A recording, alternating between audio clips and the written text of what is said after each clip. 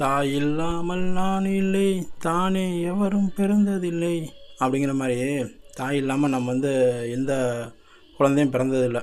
சரியா? இப்போ உள்ள காலத்தில், இனி வரப்போகிற காலத்தில் எப்படி என்னவோ நமக்கு தெரியாது. இப்போ உள்ள சூழ்நிலையில் நம்ம இதை பற்றி பேசுவோம். பார்த்திங்கன்னா, சில வாக்குவாதம் நடந்துக்கிட்டு இருக்கிற இடத்துல அம்மா தான் முக்கியமா, பொன்னாடி தான் முக்கியமா அப்படிலாம் சில பட்டிமன்றம் நடக்குது. என்னையே கேட்டாங்கன்னா மனைவி தான் முக்கியம். ஏன்னா அம்மா நம்மளை பெற்று வளர்த்து ஆளாக்கி படிப்பு எல்லாம் சொல்லி கொடுத்து ஒரு பொண்ணுகிட்ட அதை பொறுப்பை பிடிக்கிறாங்க. நம்ம கல்யாணம் பண்ணி கொடுக்குறாங்களா, அந்த பொண்ணை வீட்டுக்கு வர வைக்கிறாங்களா, வர வச்சப்போ என்னோடய பொறுப்பில் நீ எடுத்துக்கம்மா அப்படின்னு கொடுக்குறது தான் அந்த இது. மகன்கிட்ட எல்லாம் செய்வான், எல்லாம் பண்ணுவான் அப்படின்னு சொல்லிவிட்டு அந்த பொண்ணுகிட்ட கொடுத்துடணும், ஒப்படைச்சிடணும் அந்த பொறுப்பை. அதுக்கப்புறம் அவங்க 2 பேரும் என்னென்ன பண்ணிட்டு போகணும் விட்டுடணும். சில தாய்மார் என்ன பண்ணுறாங்க, வீட்டுக்கு வந்த மருமக தானே, நம்ம சொல்கிறதான் சட்டம், நம்ம வைக்கிறதான் எல்லாமே அப்படின்ட்டு அந்த பொண்ணை சித்திரவதைப்படுத்துறது சரியில்லை. இப்போ எந்த மாமியாரும் சித்திரவதைப்படுத்தலை, எந்த மருமகளும் சித்திரவதைப்படலை, அது வேறு விஷயம்.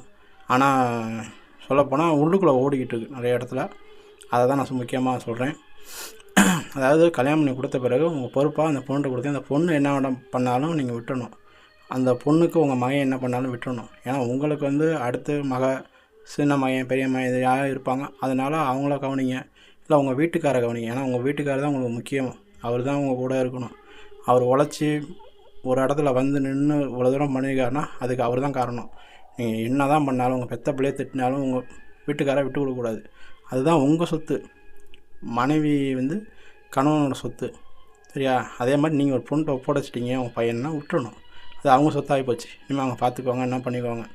ஆனால் அவங்க தவறுதலான இடத்துக்கு போனாங்கன்னா, தவறுதலாக பண்ணாங்கன்னா, அப்போ நீங்கள் கண்டிக்க உங்களுக்கு உரிமை உண்டு. சரி, இப்போ நிறைய பேர் புரிஞ்சிக்காமல் இந்த சண்டை வருது. எனக்கு எங்கள் அம்மா தான் முக்கியம், எங்கள் அம்மா தான் என்ன எடுத்தாங்க, வளர்த்தாங்க, பார்த்தாங்க அப்படின்னு சொல்லிட்டு நிறைய பசங்க பார்த்திங்கன்னா அம்மா பக்கம் பேசிட்டு பொண்டாட்டியை கைவிடுறாங்க. அதனால் சில சிக்கல் குடும்பத்தில் நடக்குது. இதெல்லாம் நடக்காமல் இருக்குன்னா புரிஞ்சு வாழணும். இனிமேல் நமக்கு மனைவி தான், நம்ம பிள்ளைங்க தான், நம்ம குழந்தைங்க தான். அவங்கள முன்னேற்றணும். நம்ம அப்பாவை எப்படி காப்பாற்றினாரோ அதேமாதிரி நம்ம பொண்டாட்டியை காப்பாற்றணும். அப்பா நம்மளை எப்படி வளர்த்தாரோ அதுமாதிரி நம்ம பிள்ளைங்களை வளர்க்கணும். அப்படிங்கிற ஒரு எண்ணத்தில் வந்தால் தான், வாழ்க்கையில் நடைமுறையில் வந்தால் தான் நம்ம ஒரு முழு மனிதன் ஆக போகிறோம் அப்படின்னு அர்த்தம். சில பேர் தற்கொலைத்தனமாக எனக்கு அம்மா தான், கண்ணை மூடிட்டு அம்மா தான், எங்கள் அப்பா தான் அப்படின்னு சொல்கிறது பாசத்தில் சொல்லலாம். ஆனால் பெற்ற தாய் என்ன பண்ணுறீங்கன்னா, ஒரு வயசில் நீங்கள் குழந்தைய பெக்குறீங்க, அந்த குழந்தைக்கு பால் கொடுக்குறீங்க, அந்த பால் மறக்கடிக்கிறதுக்கு என்ன வேலை பண்ணுறீங்க, அதே மாதிரி உங்கள் பாசத்தை மறக்கடிக்கிற அளவுக்கு நீங்கள் நடந்துக்கணும்.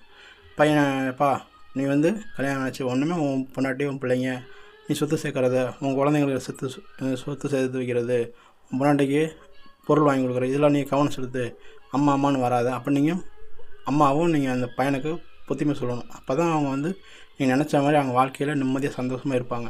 இது புரியாமல் நிறைய பேர் டிவி சீரியல் பார்த்துக்கிட்டு அதில் உள்ள இது மாதிரி நீங்கள் நடந்துக்கிறீங்க.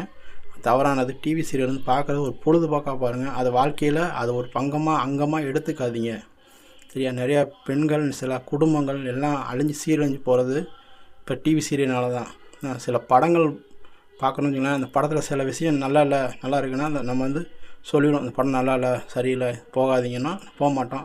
சில பேர் அது ஒன்றும் ஓட போகிறது இல்லை, நல்லாலாம் படம் ஓடாது. ஆனால் டிவி சீரியல் அப்படி கிடையாது. நம்ம என்ன தான் இது பண்ணாலுமே அதை நிறைய பேர் பார்த்துக்கிட்டு இருக்காங்க. அது 5 வருஷம் போகிறானுங்க. 5 வருஷம் என்ன கதை, என்ன முடிவு, என்னதுன்னே தெரியாது. ஏனோ உள்ளே பூந்து வருவான், என்னென்னமோ பண்ணுவாங்க. அதெல்லாம் நம்ம வாழ்க்கையில் ஏற்றுக்கிட்டு கூடாது. டிவி சீரியலில் ஒரு பொழுதுபார்க்க பாருங்கள். இல்லை பொழுது உங்களுக்கு போகலையா, நிறைய விஷயம் இருக்குது, அதை பாருங்கள். டிவி சீரியல் பார்த்து நாசமாக போகாதீங்க. உங்கள் குழந்தைங்கள இதுக்கடுத்த சீரியல் வைக்காதீங்க. என்னோடய கருத்தை தான். சில அம்மாமார்களும் பிள்ளைய எப்படி வளர்க்கணுமோ வளங்க. அதுமாரி சில மகன்கள் அப்பா அம்மா பாசத்தில் உங்களை நம்ம தப்பு சொல்ல கிடையாது. அப்பா அம்மா மேலே பாசம் இருக்கணும். அதே மாதிரி பொண்டாட்டி பிள்ளைங்க மேலே பாசம் இருக்கணும், நண்பர் மேலே பாசம் இருக்கணும், உங்கள் சொந்தக்காரங்க மேலே பாசம் இருக்கணும். அதை விட எனக்கு இவங்க தான் முக்கியம், இவங்க மட்டும்தான் முக்கியங்கும் போது அங்கே தான் பிரச்சனை வருது. அதை தவிர்த்துக்கலுங்க. அனைவருக்கும் வணக்கம். Welcome to public star 2.0.